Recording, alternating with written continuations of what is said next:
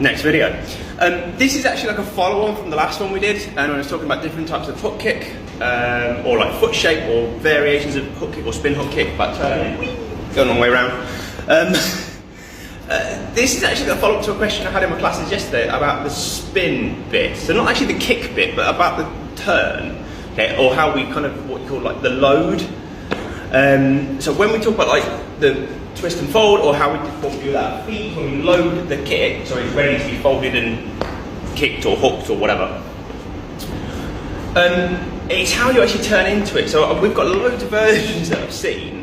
But the general one we use is when we're like fighting square because we want to punch, yeah, our feet are roughly the same width as our hips, yeah, give or take, shoulders, hips and heels, okay, is how we describe it, yeah, shoulders, hips, heels.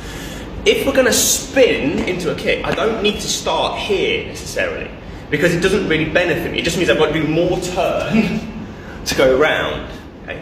So a lot of the time when we talk about just like isolating a turning kick, our stance kind of narrows. It's a bit more kind of sideways on. It's very, very thin, which you could argue gives the game away a little bit. But again, depends what you're practicing, how you're practicing, what you're linking it to, what's going to come after the kick. There's a million and one options, okay? But we kind of narrow our stance, we turn, so that our rear foot is going to do the work, okay? So the leg at the back is the one that comes round. Easy peasy stuff, but if you're narrow, it's easier to spin and it's easier to keep yourself on line. Tip top.